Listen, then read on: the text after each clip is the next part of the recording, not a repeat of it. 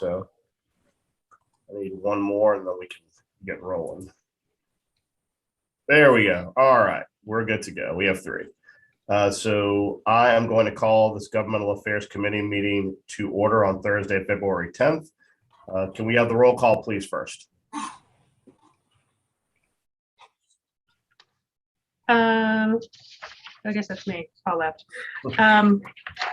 Council member Morrell. Here. Council member Jeruso. Here.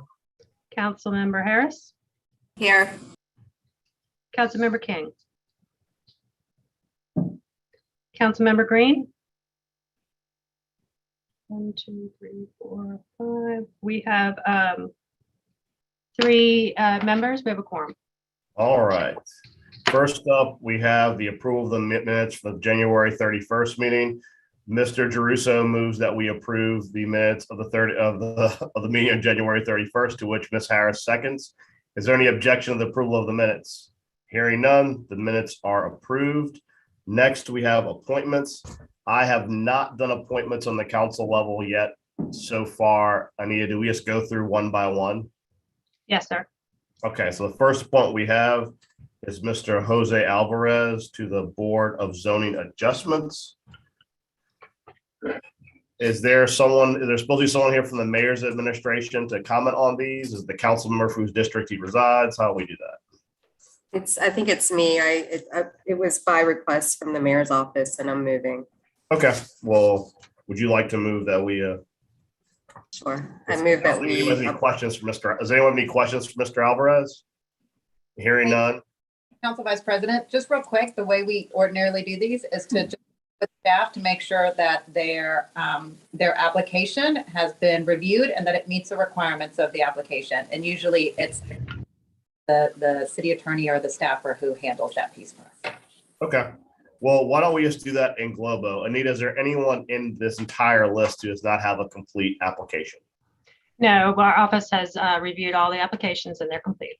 Okay, thank you. So Ms. Harris moves that we ratify the appointment of the mayor of Jose Alvarez, the Board of Zoning Adjustments. Is there any objection?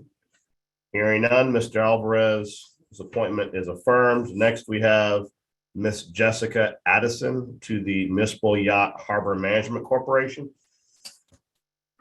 Is there anyone here handling that one? Let's see whose district she lives in. It's just like the legislature. Everybody just goes, whose district? Who has this person? It's me again. It's you again. All right. Yeah. I move to appoint Jessica Addison. Okay. I will second that.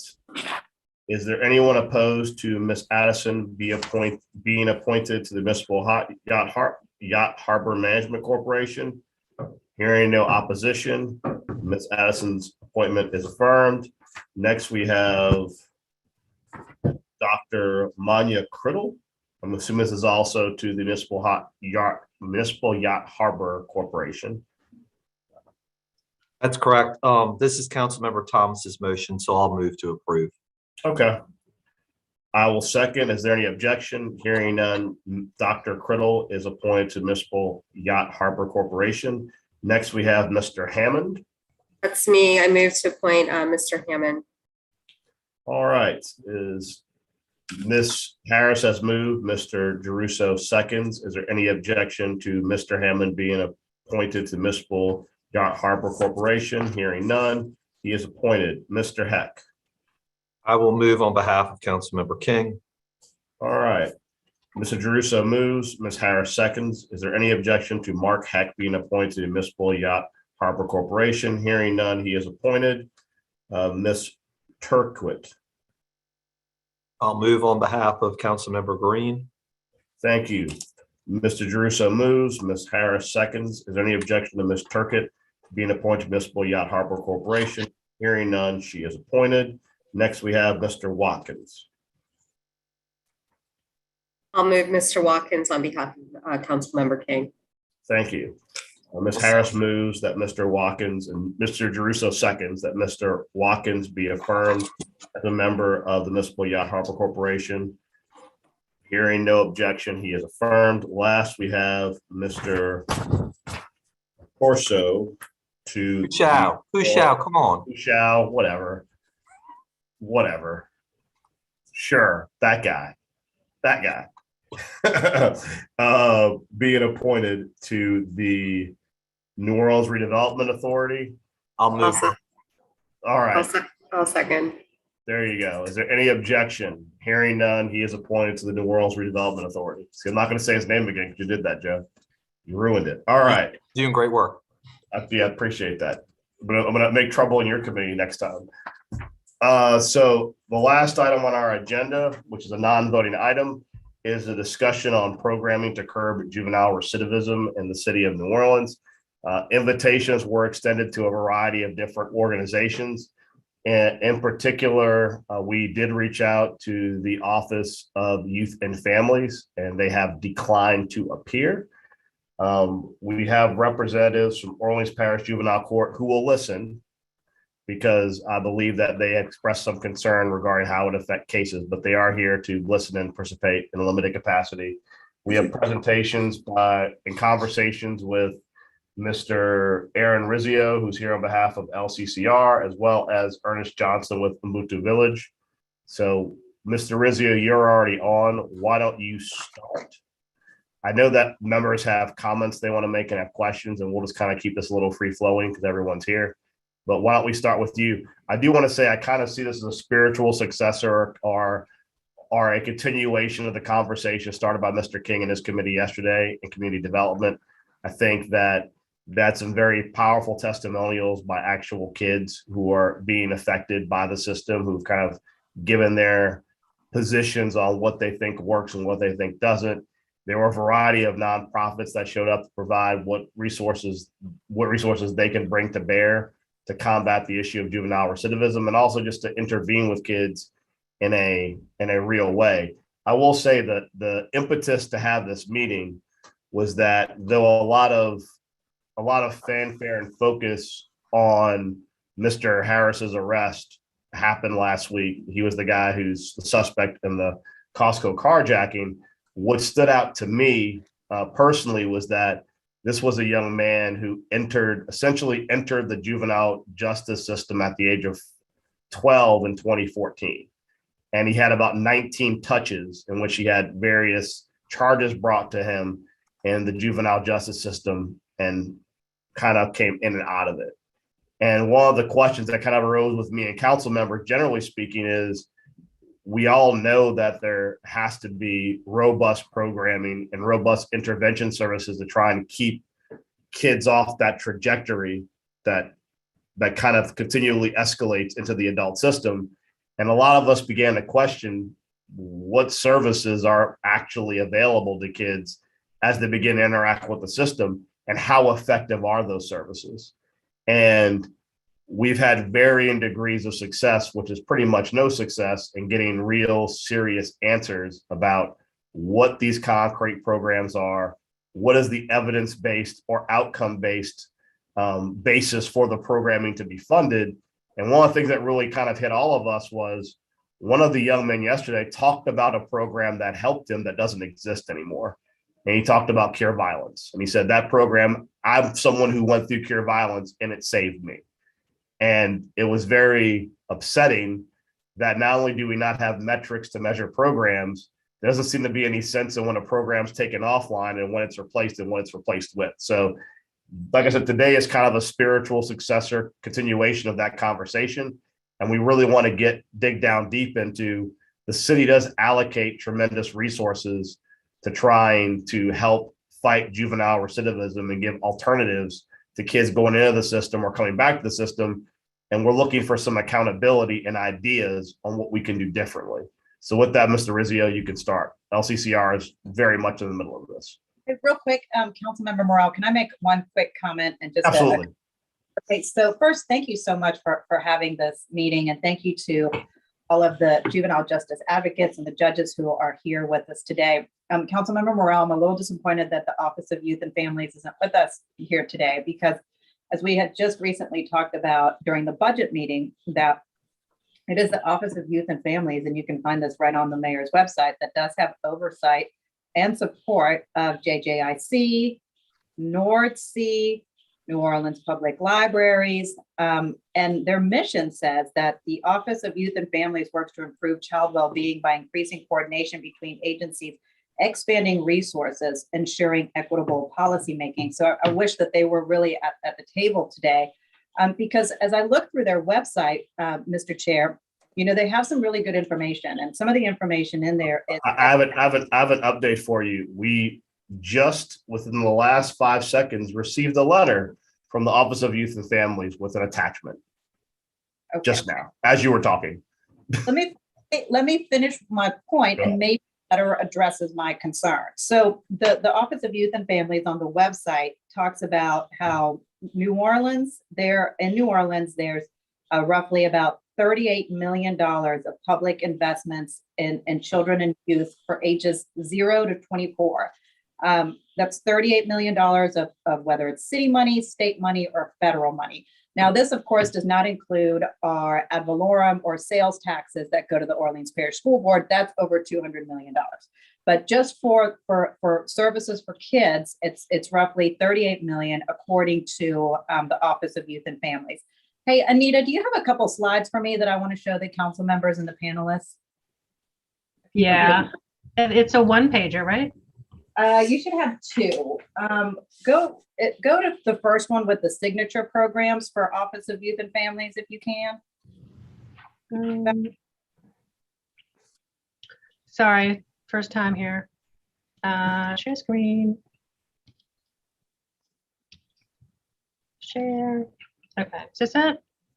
Not that one yet. Do you have another one for me? I got these two. Let me go with that one first. Okay. So first, you know, I'm looking at the big budget book, you know, for 2022.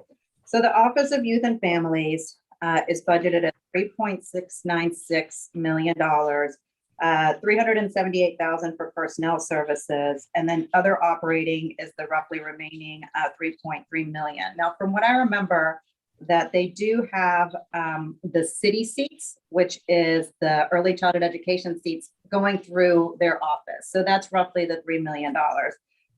So then you figure $696,000 for personnel and other operating. So for the signature programs that the Office of Youth and Families runs itself include these right here: the Junior Civic Leadership Academy, the Mayor's Essay Contest, the Mayor's Youth Advisory Council, a Parent Leadership Training Institute, Pathways Youth Internship Program, Summer Success Internship Program, and the meditation room that is downstairs. It's a room with a chair in it, where I guess I've never seen anyone use it, but it's a room downstairs that is called the meditation room. Now, these are the signature programs, but I guess the bigger piece to this is that where we are really, and I'm not sure on the effectiveness of these programs, but a couple of these programs are also on a separate report that's also online by the Office of Youth and Families that talks about, this is a report here, programming for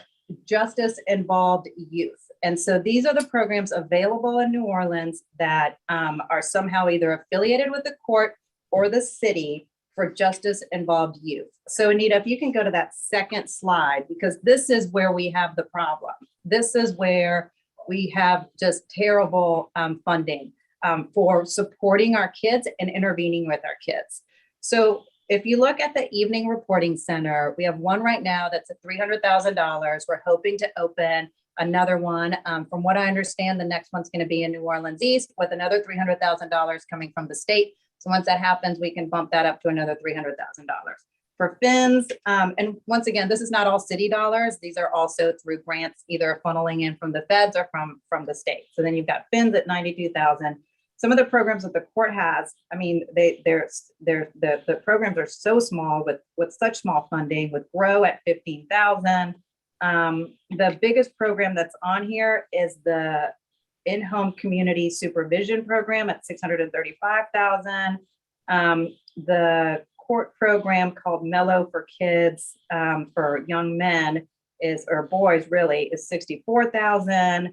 I mean, and unfortunately, I'm sorry, Mr. Chairman, I don't have the numbers for the calming studio that the juvenile court put in place, but I do want more information on that, and I'm glad the judges are here. And then the other two programs, Mr. Chair, I don't have information on, have to do with programs that are run by the Office of Youth and Families.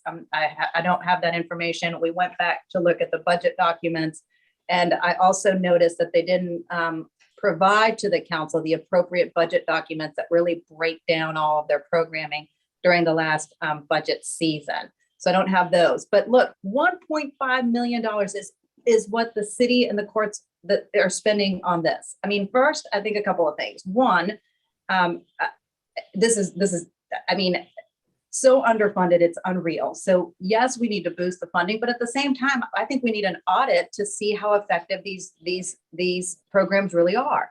And then based on that, we can scale up how big it needs to be. But I mean, my goodness, I mean, if this is all that's being spent on helping at-risk youth, no doubt about it, it's one of the reasons why we're in this big predicament, horrible predicament that we're in now with violent crime.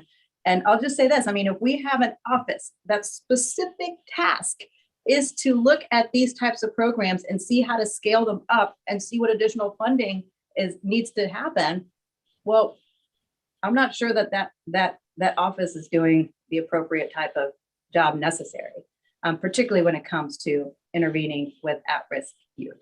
So sorry, Mr. Chair, to put up a couple slides there, but sometimes I think it's good to kind of visualize things and figure out some real numbers behind what we're talking about as we move into this much bigger discussion. Thank you, Mr. Chair. I agree. I'm going to go to Ms. Harris. One second, though. I actually just read the letter because it's not very long. It does not address any of the concerns you put forward, and the slides you produced are more helpful than the letter that we've received. I will send a copy of the letter to Ms. Curran so she can add it to as part of the record, but it doesn't answer any of the questions that you've put today, doesn't answer any of the questions that have been previously been sent to them by various council members regarding effectiveness, and addresses nothing. But Ms. Harris, you're next.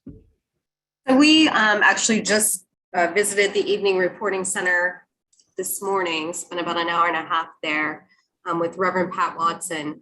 The New Orleans East Center is now open, and that is with state and city funds. The problem is, as I understand it, and Allison, my chief of staff, is here with me, Nast, of course. They've only received 7 kids so far this year in the program. Their rates of success for reentry into the criminal justice system are amazing.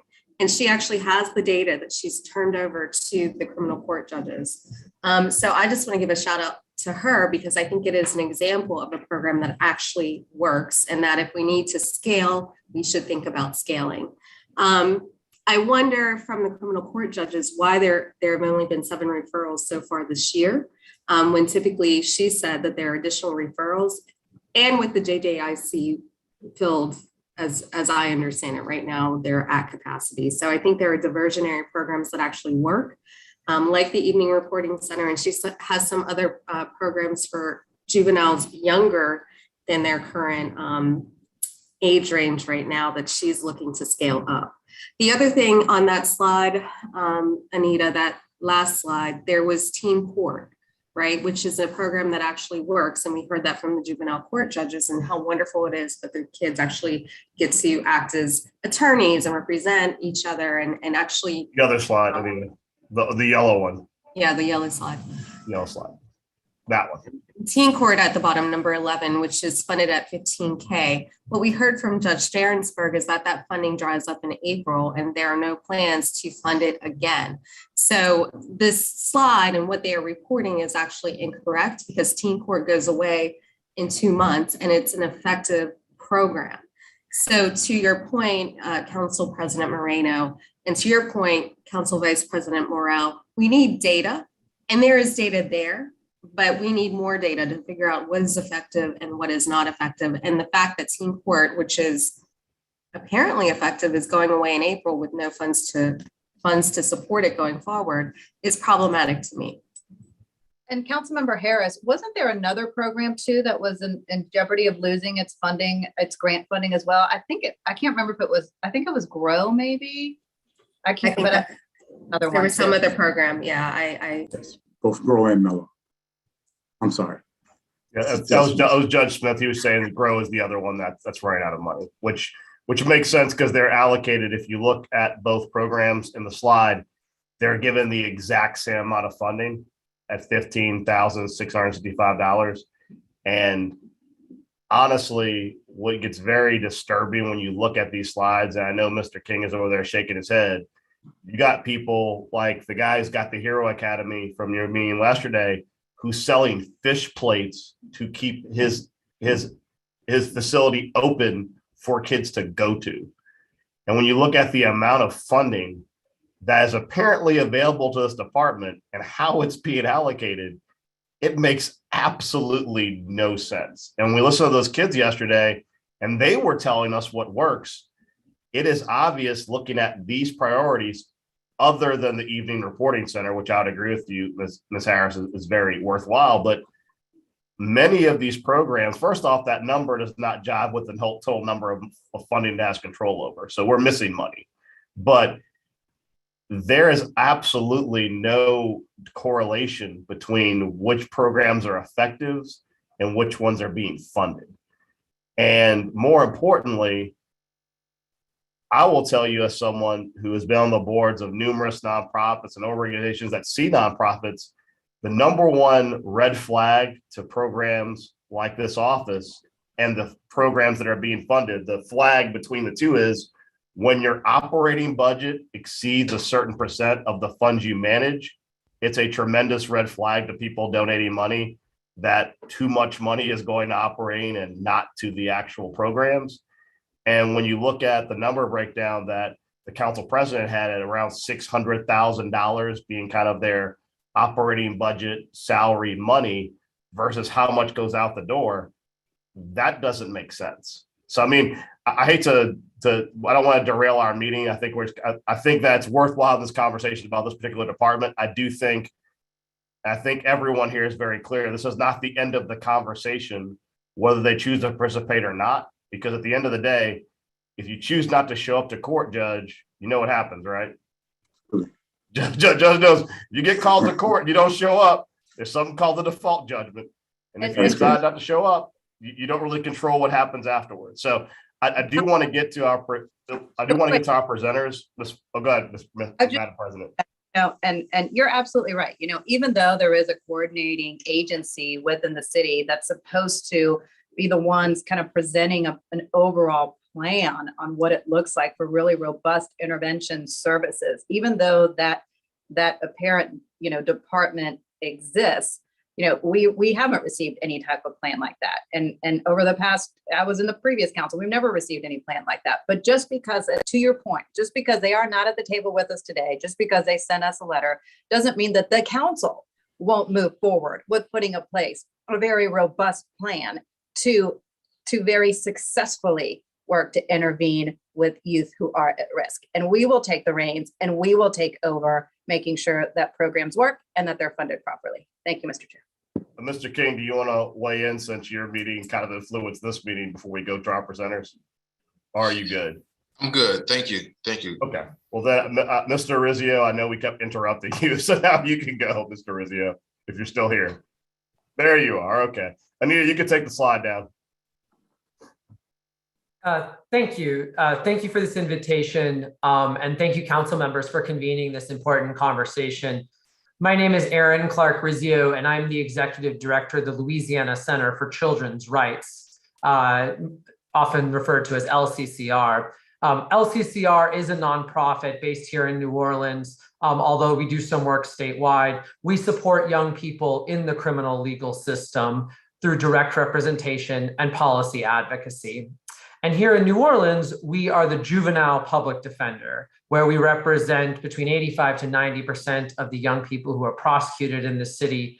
And we do that through holistic defense, a holistic defense model, whereby we pair social workers and youth advocates along with your traditional defense attorney and investigators. We do this because we think it's important to address all of the issues that may have brought a child in contact with the criminal legal system. We also do policy advocacy work, as I say, both here and statewide. And so today I'm here kind of wearing both those hats. And so I wanted to start by providing a little framing for what I'm going to say, and I think the discussion that y'all are having. Programming for young people who are involved in the juvenile justice system, it comes in many forms and it's provided for different purposes. And actually the slide you presented, Council President Moreno, was helpful because it did sort of show the ambit of programs that are more or less currently in existence. But it's important that we're clear on the purpose of each of these programs and how they're supposed to be used within the system. As a starting point, I think it's important to remember that the most effective youth programming is programming that is based in the community and accessible for children in the community. Programming within the juvenile justice system will ultimately only serve a limited number of children and is less effective because of its connection to the legal system. And that's not a criticism of any of these programs. It's just the reality that research shows that community-based programs are much more therapeutic. Anytime something is court mandated, it's just inherently less therapeutic and effective at changing behavior. So that's not to say that there's no role for court programming, but the role should be limited. As laid out in the law, juvenile court is meant to be rehabilitative. That is the sole purpose of the juvenile justice system here in Louisiana. However, that does not mean that juvenile court can or should try to fully rehabilitate all of the children that come before it. That's because juvenile court by itself cannot change the underlying conditions in which children live and exist. Juvenile court cannot create jobs or a healthy economy. It cannot create affordable housing. So the goal of juvenile court, I would argue, is to stabilize a child and family in a time of crisis, and if it's necessary for the child and family, to set them on the path towards rehabilitation in the community. That is, at the end of the day, a healthy community is going to be the best thing for public safety. At the same time, juvenile court plays a very important role in when a child is arrested and prosecuted. Historically, most of the programming in and around juvenile court was created for a narrow purpose. And I believe that we should return to this purpose and be very focused on the purpose. Programming within the juvenile court system should be part of a coordinated continuum of support and supervision in lieu of detention. That is, in lieu of jailing children. So most of the programs that were displayed on that slide, although not all of them, originated as alternatives to detention, or in our field, we refer to them as ATDs. And those are put in place in lieu of detaining a child in a jail. And that's very important because we know when we detain children, it is both financially expensive, but also there's a great cost to that child when we remove them from their school, their family, and the community. And so we have to grapple with that cost and make sure that we're not unnecessarily detaining any children. But the way to do that is to build out a continuum of programs which meet the needs and have 4 different cohorts of children and to support those different cohorts.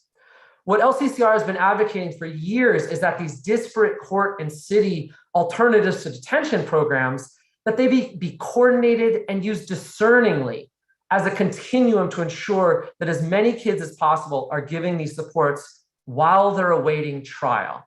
That's the other limiting factor here, is that most of those programs exist for children for a very narrow purpose.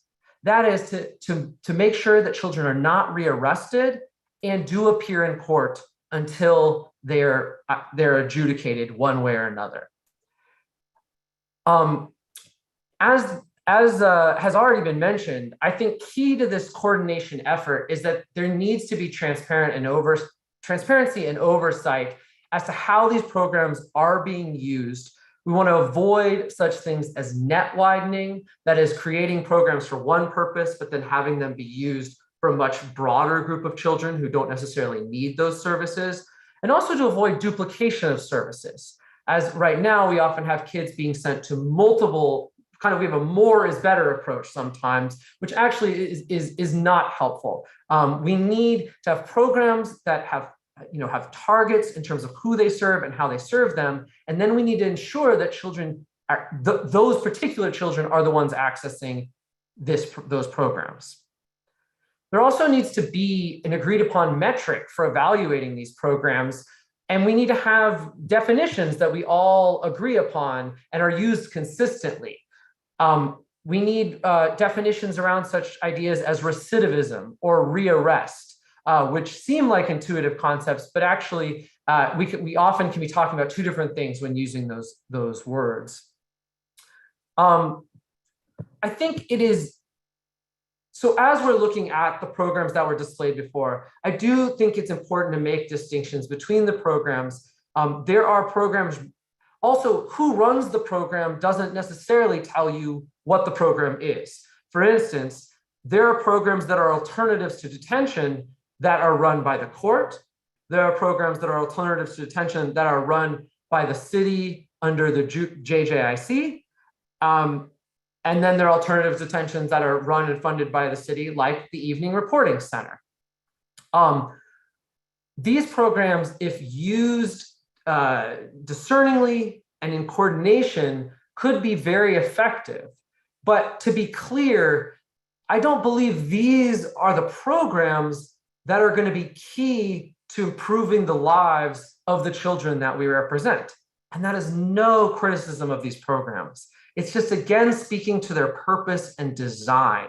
Programs that are going to change the lives of children are going to be the programs that are in their schools, in their communities, and that they access in a way outside of the legal system. The legal system could be an avenue for getting them there, but ultimately, we want programs that are going to support children long after they leave the legal system. At the end of the day, most children are connected to the system for a relatively short amount of their lives. Each interaction should only last, should be as short as possible to avoid the downsides of connections to the system. And so we want there to be a series of programs that essentially offer an off-ramp out of the system and into the community where children can best be served. I'm happy to speak more specifically to the various programs. I do think there's a lack of information, both in the public, but also to the stakeholders themselves. I can give one example of there just needs to be more information shared on these. For instance, the teen court program, to my knowledge, isn't serving justice-involved children right now. Children facing delinquency charges, which are what most people would understand as criminal charges, are not going through that program. And so it's things like this that I just think there just needs to be more transparency about, and then we can make decisions about how things should look. So who's going through the teen court program then? I'm not sure. I would defer to juvenile court on that. Hey, Judge Smith, since you're the only one I see whose camera's on, who's going through the teen court program? How are those kids chosen?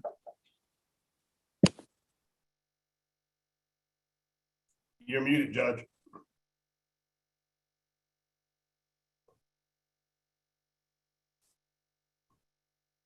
Judge, you're muted. Sorry. Okay. All right. So again, first, thank you. My name is Judge Clint Smith. I am one of the newer judges on the bench in Session A. And of course, I was supposed to attend today to kind of listen and just take notes. But it's hard for a formal lawyer to sit back and be quiet. But I will note this. I am limited in what I can say, not only because of the sensitivity of the court, but also because I recognize that we are in the process of compiling some information that has been requested by the council, which we look forward to responding to. And I think that that would provide a much more detailed, I guess, oversight of what we do and how we do it and some of the challenges that we've had throughout the year. I've only been here a year so far, and I would tell you with respect to your specific question, Councilman Marino, sorry, the teen court had been very, very robust, but due to some of the funding challenges that we have had, it's been difficult to continue to move it forward in the aggressive manner that I know that we were hoping to do so. So I think we're kind of caught right now between, how do we move forward with the lack of funding? And if we do and start these programs, then how do we continue to have them move forward without knowing what the future funding situation is going to be? In terms of who is recommended to participate in those programs, the youth that I have, well, I can't tell you that, Ken. There are youth that come into the system that we make an assessment if we think that that program would benefit them. And it's based upon a number of different circumstances and metrics. And quite honestly, what we have found in terms of the program itself is that the youth who participate in the program actually enjoy it. Not so much all the time in the process of going through it, because their colleagues tend to be probably more harsh on them in some cases than we may be. But we also find that when the discussions are occurring between their colleagues, that they do tend to respond. So we think it is a program that absolutely needs to be continued. We would like to expand it, and we look forward to having that opportunity to do so. And honestly, I don't know what the program looks like now, but I actually had some interaction with teen court actually when I was leaving high school years ago. This was really a long time ago. And to the judge's point, what was really interesting about it at that time was after you went through teen court as someone who was referred to it, you often got to participate in teen court afterwards. So the people who are so it's almost like a positive reinforcement loop, because the kid who experiences the candor and blunt kind of layout of what he's done by other people that are his peers, he's then someone who's doing the outreach to the next person that goes through the program, or she goes through the program. So I know I was not there in a being processed role. I hadn't actually, been adjudicated to go there, but I was there as a volunteer helping. Yes. And it was a real powerful experience, just because, to the judge's point, it's easy for kids and young adults to dismiss adults.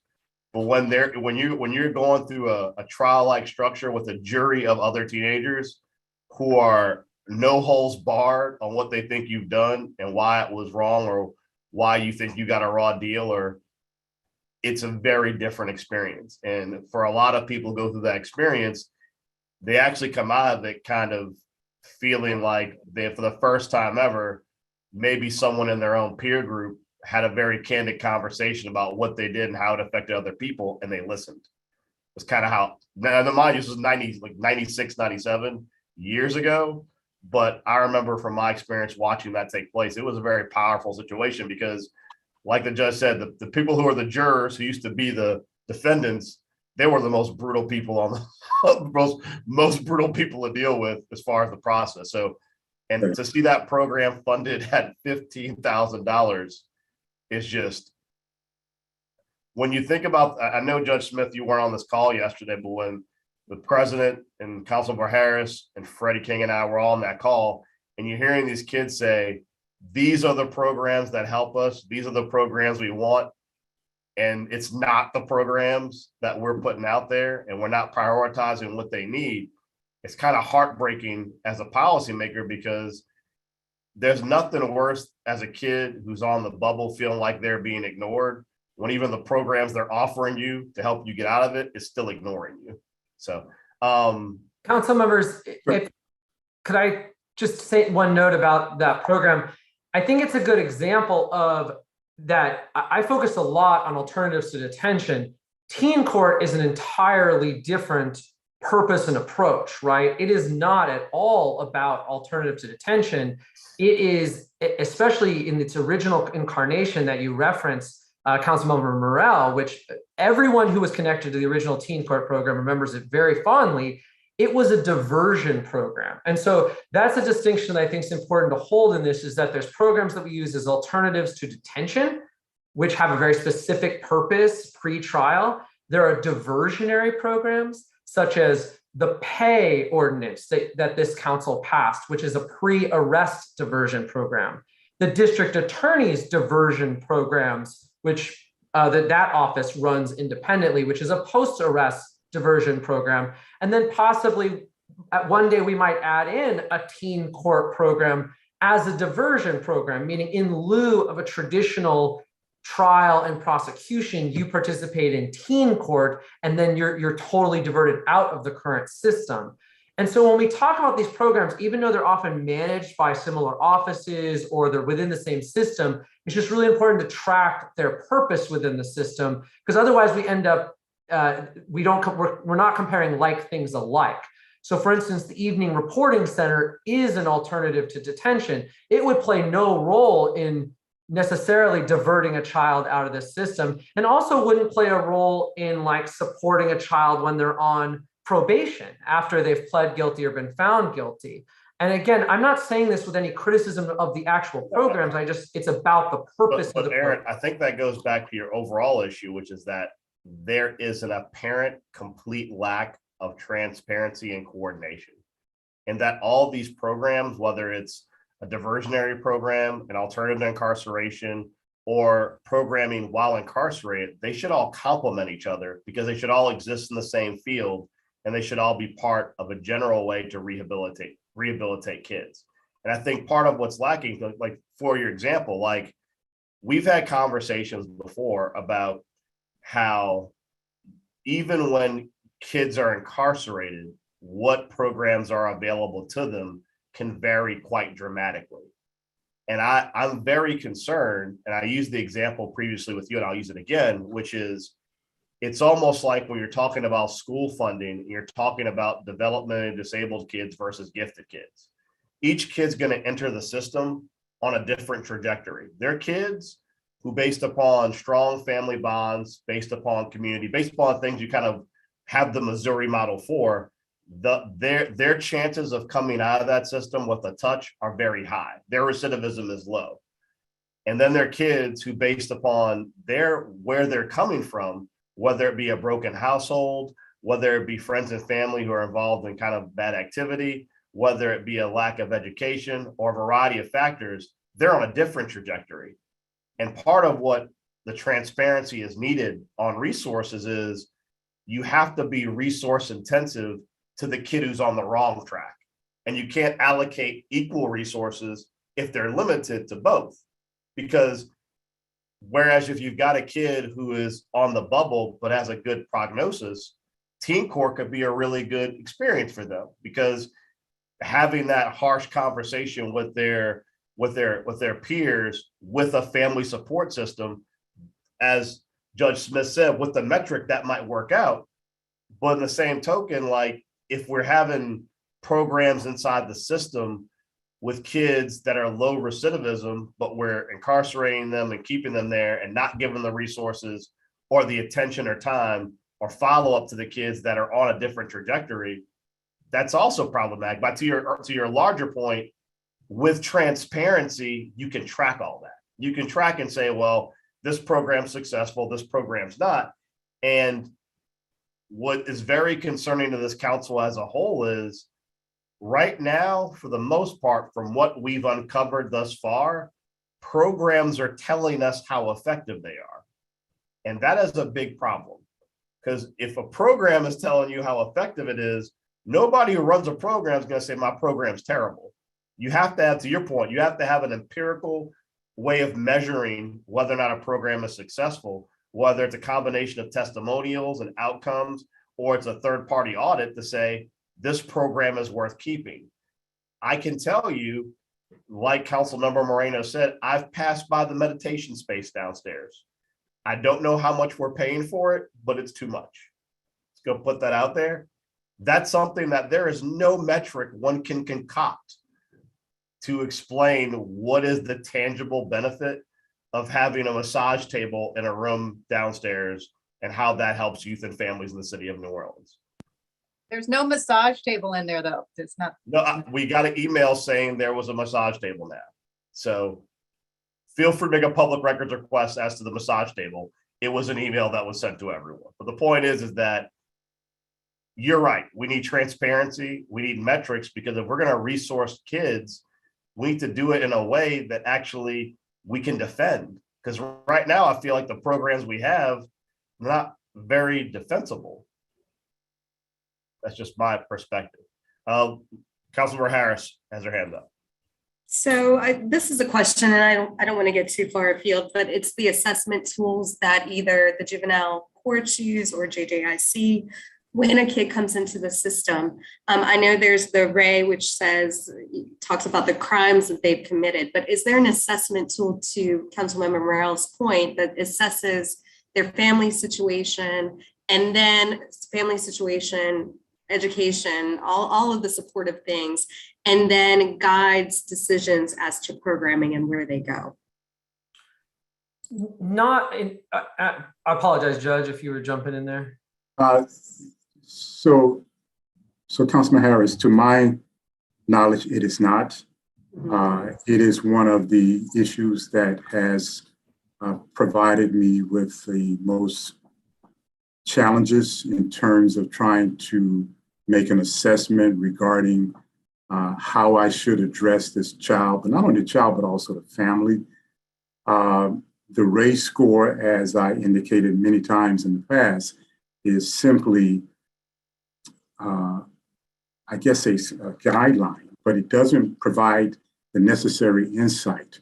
And I think one of the questions that was provided to us in the interrogatories was, why are you requesting the additional social workers? I don't have a social worker that works with me full time. I have to share a social worker / youth and family service specialist with 2 other courts. So when I have someone that comes in either through a pre-hearing or even prior to that, during the continued custody hearing, the only thing I have in front of me is a RACE score. And that RACE score gives a very limited overview of this child's situation. I can tell you there have been a number of cases where my initial thought regarding how to address an issue was changed after I received more detail from the social worker, and she or he were able to provide me with some insight. It actually redirected what I wanted to do. And to go back to the question of which programs would be most helpful, again, if we had that assessment when that child first came before us or shortly thereafter, I could then determine or ask of the attorneys representing the attorneys with LCCR or with the ADA, the assistant district attorneys, hey, would this program be the most effective program to try to perhaps come to a resolution in this case, or to, as Mr. Rizzo has said, divert them to something else.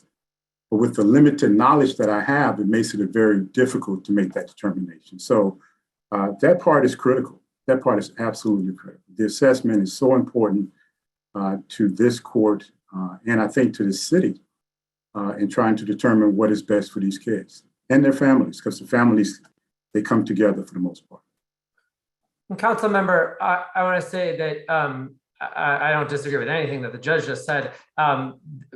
in our own office, we do a more extensive intake of our clients just for those purposes. I think one of the things your question brings up is sometimes the tension that we have in this system, because it is ultimately an adversarial prosecutorial system. And so there's always a tension when we're asking people after arrest to give information that then can be used against them. And so we're always having to navigate this desire to provide services and so forth with their rights and their due process protections. And I can give you the example of, like, no one would intend to create an intake form that would gather information about a case, but you could have a witness say that, oh, the people who did this hang out at this house over here, okay? And then the intake form could ask a child, not only where do you live, but what are some other places that you stay periodically? And if the child writes down the address of that house, they've just given evidence against themselves that can be used in their case. And you never know how evidence can be used in that way. And so while the system, we're all aligned in wanting to help children, at the end of the day, there are going to be trials and people are going to put on the evidence they have. And so there's always this tension when collecting that information. And so this just poses a challenge that we have to tackle. It's not to say we can't do what you're suggesting. Yeah, I think my thought is more post-adjudication and trying to figure out, for post-adjudication purposes, does this child need to go to the evening reporting center? Do they need to be held in JJIC? Do they need to be let home with a grandmother who is going to take them to a community service program that is in their neighborhood? So that is more post-adjudication is what I'm asking for. If there's a post-adjudication evaluation so that we can put the proper services with the child, the family, et cetera. Yeah, the Office of Juvenile Justice is the state agency that kind of comes in at the moment after adjudication. They do have an assessment, although I don't think it's a good assessment or one that gets to your point. But yes, at that point in time, there's also nothing like that would guide the judge's decision making. But of course, the evening reporting center would not take kids, and the jail would also not take kids at that moment either.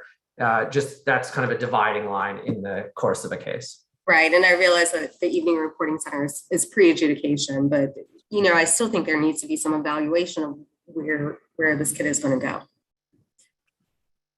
But Councilman Harris, just to reiterate, it is still a need to have that pre-assessment done when that child first comes into the system, because then again, it helps to guide and direct us, and me in particular. And, without that assessment, we really cannot we can't determine what is in that child's best interest.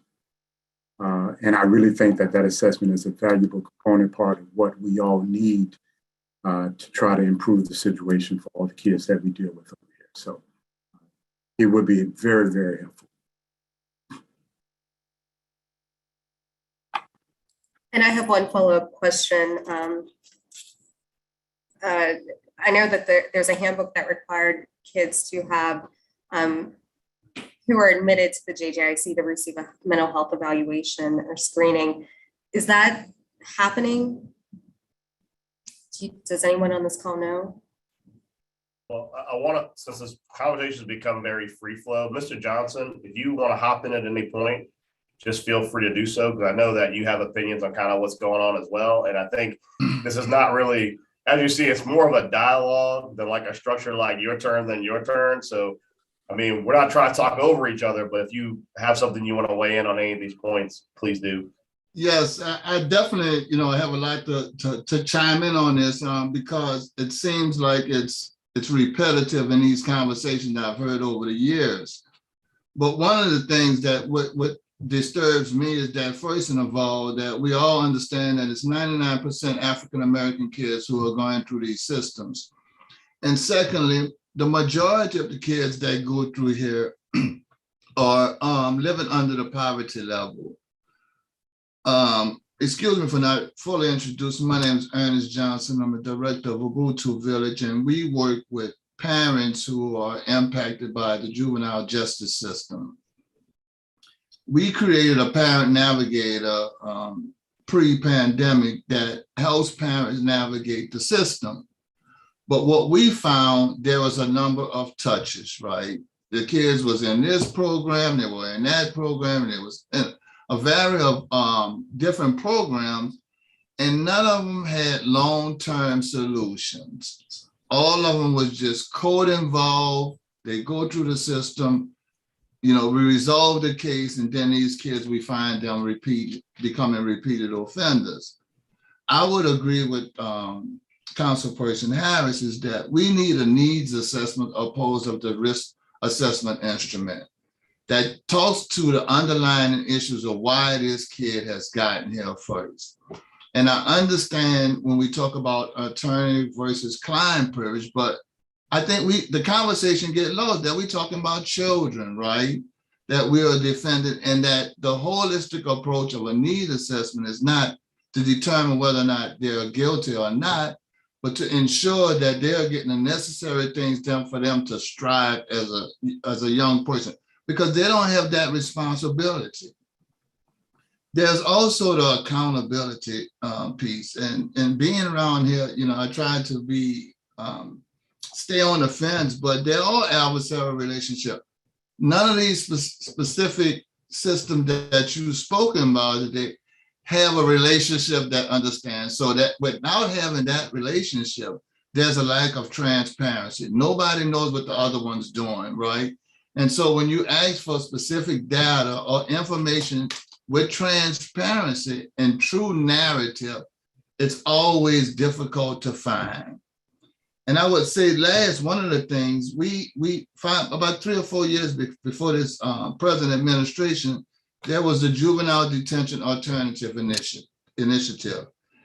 At the least, everyone who was involved with youth system kids were at that table and was able to share data and share information so that we can move forward and service the kid in his best interest. Was it perfect? No, it wasn't perfect because of the same adversarial relationship that some of the systems had. But I will say that at the end of the day, we were able to get that data from specific institutions. And even when we was getting that, it never matched up, right? So we need a unified place to hold data that's shared with true narrative that speaks to what are the outcomes, what are the specific goals of these programs, right? Because again, some of these programs have short-term life, right? And they have no specific goals. Once the kid has finished with his case, they're back in the community. And I truly believe that until we start looking at a community-based alternatives and solutions, there's never going to be an accountability, because until we give the community the insurance that there's an accountability piece on those who serve, but not also them, but on themselves, it makes it very, very challenging. In a number of conversations we have had with parents, they are disgusted with the system because it has so many components that it's hard to understand. It's hard to get the specific service they need when they ask for them, along with juggling their daily life and other siblings. And I would agree with everyone from the very beginning. We need a significant investment in our children. You cannot run a program on, $10,000. And as you say, Councilperson Morrell, if I'm sending $600,000 out the door and giving $15,000 here and $15,000 there, and how could it be effective in a way that ensure that the kids are getting what they need? As we say in the nonprofit world, it seems like a lot of gatekeepers, right, that are not allowing our kids to strive in a way that they should. And we're with a collective group of people are trying to come up with a holistic approach that speaks to everything that we have talked about on this phone, on this call today, but ensure that there's a true investment in young people in New Orleans, and not specifically just through NORD, but through programs that identify and ensure that we are getting the best buck for our dollar. Thank you. Thank you, Mr. Johnson. I think your insight is valuable. I don't know if you could watch the call yesterday that Mr. King hosted, but I think is right in line with what the kids were saying yesterday, which is that why is it that when the programs that we actually feel like that support us, why are they the ones not getting funded? And why are the ones that are not helping us, why are they the ones getting funded? I mean, that was kind of the resounding thing we got back from youth yesterday, because it just, like the overarching theme here is that everyone supports, generally speaking, everyone supports getting resources to our youth, but the devil's in the details as far as, like you said, I've been on the board of several nonprofits, and you're right. When you have too many gatekeepers and too much overhead, it's not about getting the money of the programs anymore. It's about trying to figure out how many gatekeepers you can layer with it so that eventually some nonprofit gets a little bit of money after it's been shaved down and down and down to the point where it's not really useful. And I think it's a really good insight. And I think the gatekeeper especially is a good analogy for us to use when we're thinking about how monies flow from the city to these nonprofits, because groups like yours, like Youth Empowerment Project, they've been doing this work for years. And they're doing the work where if they're doing their job properly, Judge Smith never sees the kid. And there needs to be a lot of resources put into programs where we're finding kids who are under-resourced before they're going into the system, as well as finding resources for kids that are in the system. But you have to do it in a sustainable way where it's not just each administration checks a box, because every administration for like the time that I've been here as a legislator, they all have different initiatives. And when new administrations come in, they change all the initiatives within government. And part of what's attractive about groups that are outside of government is that you exist no matter who the mayor is or who the council is. Y'all are going to be around, and y'all, like, whether it's you guys at the village, whether it's Silverback Society, whether it's Heroes Academy, whether it's YEP, you guys are doing the work every day. Y'all don't play the politics. Y'all don't care about who the person is. You just need the resources to put your head down and do the job. And we should be supporting y'all, not creating fly-by-night programs that don't provide sustainable services that just compete with y'all. Mr. King, you got it. Mr. King, go right ahead. I'm sorry. Thank you, Councilmember Morrell. Let me take my hand down. How you doing, Judge Smith and Mr. Rizzio, Mr. Clark Rizzio? Let me ask this. I'm gonna be very short, be very frank about my questions. Judge Smith, give me an unscientific number of how many, the percentage of Black children you see. It's probably 99%.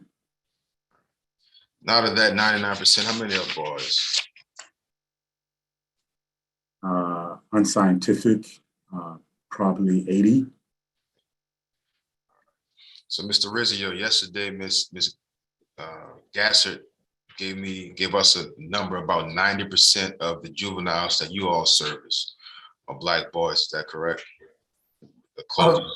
I believe actually, Mr. Smith's numbers were accurate for the entire system and for our population. I believe she may have said we serve 90% of the children prosecuted, but I believe it's upwards of 95% of our clients are Black children here in New Orleans. And if I'm not politically correct, African American, Black, forgive me, I think it's time out for being politically correct. So if 90% of our youth that are being served or that's going through the juvenile system are Black boys, quite frankly, why, and this is more of a rhetorical question, and for those who have the answers who are not on this call, why aren't we giving these boys, these very specific, these Black African-American boys more resources? It seems to me we are more in a business of jailing and rehabilitation than preventing people from going to jail. Just yesterday, we heard students in Algiers say there is nothing to do. There's nothing to do for a teenager in Algiers. So we get up in arms, or we get concerned when or upset and want to point the finger. I get the emails, where are the parents? And yeah, we can discuss it all day long. But if we provide nothing for the children, we see who needs it. And they're telling us we have nothing. Then why are we so concerned and upset and up in arms when they act out? Again, that's not a question for you all. That's more of a rhetorical question. I just don't understand if we have all of the data, we data and study things to death. It's not that hard. Give the kids resources. Let's stop. You shouldn't have to go to jail to get a trade, to get education, to get, whatever you need to succeed in life. And it seems that that's the only place these kids can get it. So to whoever is listening, the administration, the council, the state reps, senator, whoever can help, if the data shows that 90% of our children that are in the criminal justice system are Black boys, let's give them the resources before they end up in the system. Every time I look on TV, I don't see a blue-eyed, blonde-haired kid being arrested, being put in handcuffs. I see someone that looks like me when I was 15, when I was 14. Let's stop playing this blame game. Let's stop being cute and using the right words and get the money where the money is needed most. And if that offended people, then I apologize, but I get offended every time I come to these meetings and we got to hear these pie in the sky ideas and we're not getting the money and the resources where it's needed. I get offended every time I turn on TV and I see another kid that looks like me, just like my cousins, just like people I grew up with, that are being handcuffed. And I get offended every time I get these emails from people saying these kids are monsters, lock them up and throw away the key. So it's time for everyone to stop being offended and let's get some real actions and some real results. Mr. King, I'd just like to give a short reply to Red. There's a theme that we at Ubuntu believe in, that is policy implementation and the reality of what's really happening. Young people are not getting the proper education that has a role in what's going on in our city. And secondly, employment. No one is going to work for $7 or $8 an hour, right, on some of these jobs that don't allow them to flourish in what we see in the public face. Specifically, when we talk about like the Pathway program, it is limited to how many youth it's going to employ per session or per quarter. It doesn't have a long-term solution. You get them a job, they work a few months, and then you go to another cohort. We need long-term employment solutions for young people in a way that we invest in sort of this infrastructure, society. We cannot nickel and dime our way out of this. If we are truly sincere about saving, in particular, young people, Black young people, we have to really have a significant investment. Let alone when we were getting specific data, other kids of other color don't even get arrested. They don't even get arrested. So why is it that they are not getting arrested? You don't have the high volume of school arrests, and you have the same age kids in the same city that's so small, and we're having the same issues over and over and over. Like one person said, it almost seems like it's intentional. And we have these passive conversations. Nobody is mad about it. Nobody get angry about it. And this has been 10 years I've been seeing that. I may have seen 1 or 2 white kids. Not that I want to see any kid get arrested, but it's very alarming that you see the same, our kids.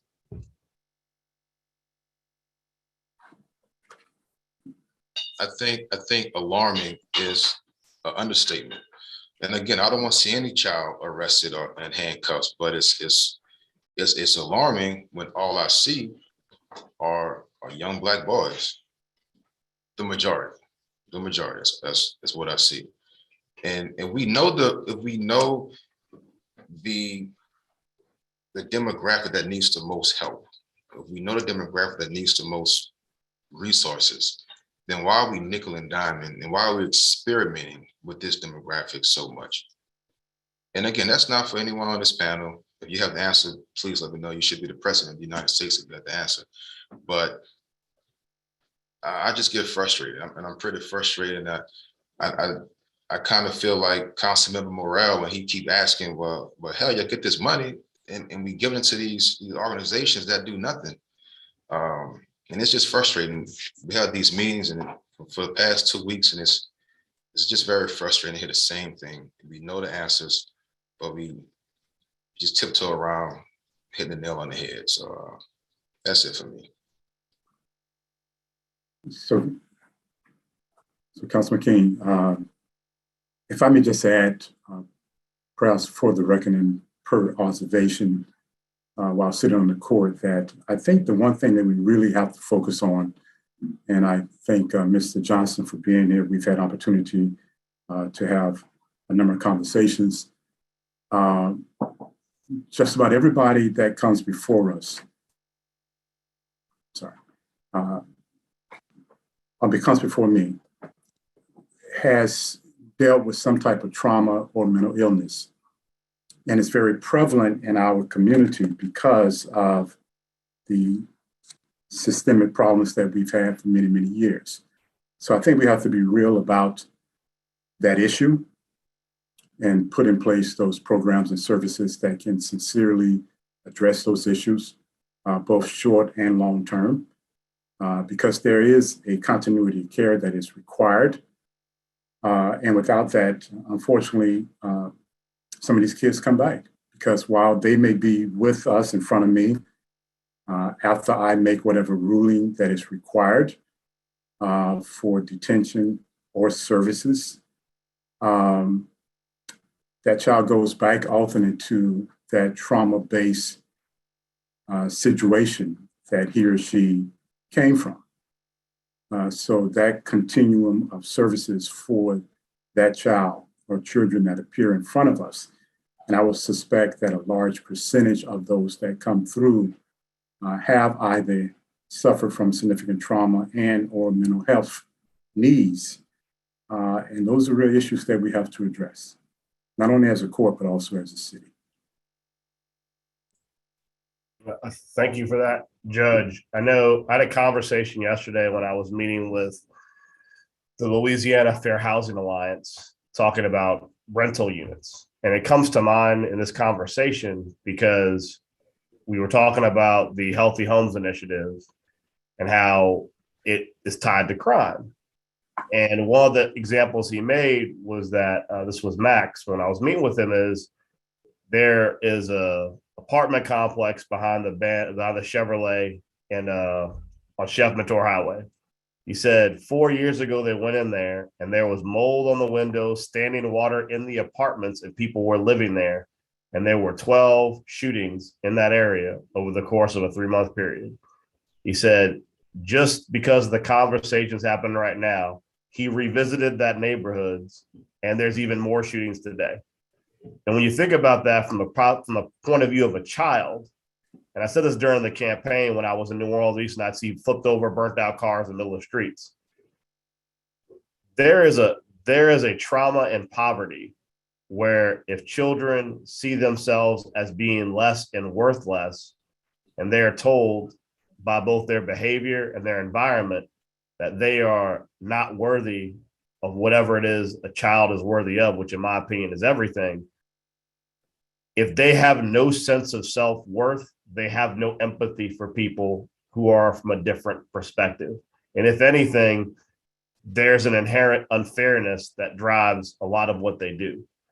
Now, all that being said, the challenge that we have is that there are a variety of factors that deal towards juvenile recidivism.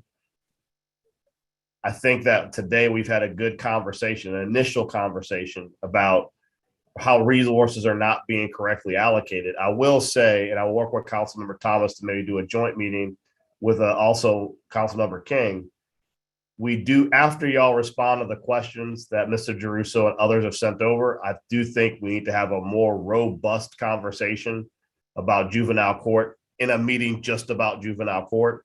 I think that'll be appropriate at a later date because I do think there are some concerns there that are kind of go beyond this meeting today. And I know y'all are doing your best to compile that information for the budget chair, and it's important y'all do that because, like I said at the top of the meeting when you came in, you being here is a good thing because if you weren't here, we'd be having a trial and, you know, you'd be getting a judgment without you being present. So I appreciate you being here and being part of the conversation. I appreciate a willingness for y'all after we get these interrogatories. It is going to be necessary at some point in the near future to have a much more robust conversation about juvenile court, and frankly, a much more robust conversation about JJIC, who was also invited to be here and did not show up, because JJIC has got some problems, not the least of which being, as we found out during that meeting several moons ago, seems like a year ago, but it was 2 weeks ago, that even though positions were unfilled the previous year, they asked for more positions and they're using some of the money for overtime without getting it properly coded. And as we try and figure out where resources need to be, there needs to be a candor in this process with what resources are available and which ones are being misspent. And I think that what people are going to realize in the very near term is that refusing to participate with the council as we're trying to reallocate resources does not mean we will not reallocate them. It just means you will have no input when they're reallocated. So I appreciate y'all's willingness to be here. It's unfortunate that JJIC and Office of Youth and Families chose not to attend. It's unfortunate that they don't want to be part of finding the solution of the problem. And this council is committed as a whole to moving forward and making sure that the funding that's set aside for juveniles and for young youth and families, both in the system and outside the system, is being sent to the programs that actually will impact them. Does anybody else want to give any closing thoughts before we close the meeting? Okay. With that, Councilmember Geruso moves that we adjourn. Councilmember Harris seconds. Is there any objection here? No, we're adjourned. Thanks for everybody's participation. Thank you, Mr. Johnson. Thank you. Thank you, everybody. Thank you all.